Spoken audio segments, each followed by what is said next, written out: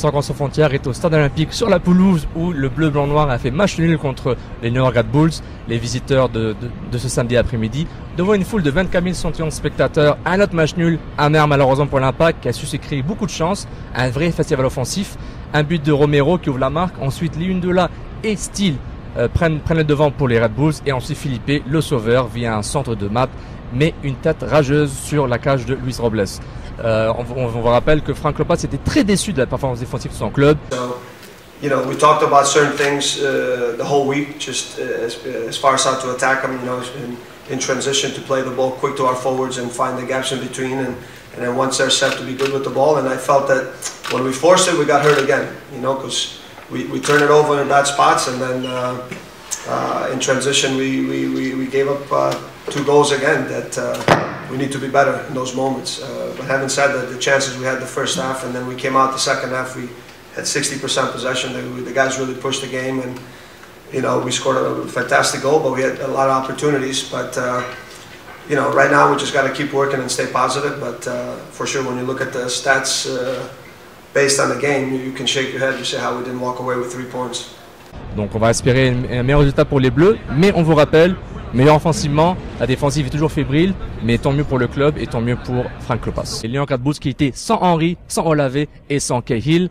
On vous rappelle Romero qui ouvre la marque, mais les Red Bulls se réveillent après une bonne injection de caféine et marque via Steele et Liundula, et Felipe sauve la mise via un joli centre de Map qui a eu un excellent match comme d'habitude, probablement un des sapoteaux d'or de ce match.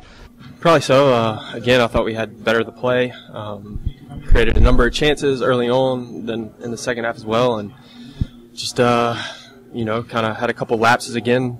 You know, where we you know, let them back in the game, gave them some confidence, and you know, good for us to battle back. But certainly 3 points we felt we should have gotten 100%. On a aussi parlé à son camarade dans les vestiaires qui lui suit à confirmer la fébrilité défensive de l'Impact de Montréal, mais est très content des occasions marquées. Il y a beaucoup de déceptions lorsqu'on ne gagne pas à domicile, surtout après ne pas avoir gagné encore depuis le début de la saison. Mais en même temps, je retiens quand même des points positifs sur notre façon d'avoir abordé le match. Je pense qu'on a fait 30 minutes excellentes. Puis on a un but qui vient un petit peu de nulle part et derrière ça nous assomme et le deuxième but aussi. Donc de là, c'était difficile de remettre la machine en route, mais on a su relever la tête et montrer du caractère pour revenir et surtout ne pas perdre.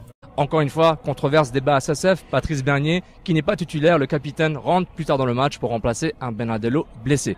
Comme d'habitude, Santiago Gonzalez rentre à la fin du match sans aucun vrai effet, mais du positif pour l'Impact qui continue de créer des occasions marquées, comme on avait dit, un vrai festival offensif au stade olympique devant une grande foule. Donc on voit clairement que l'Impact a du mal à défendre, mais peut créer des chances. Di Vaio était en forme, Romero n'est peut-être plus le trou de Poutine par défaut du club, et Felipe a été excellent dans le jeu de transition comme un vrai milieu offensif, quasiment deuxième attaquant. Pour sa photo d'or, retrouve Poutine toujours sur le Twitter avec le compte @100%F, #TruePoutine, #Sapoteau d'or, et les débats SSF fusent toujours.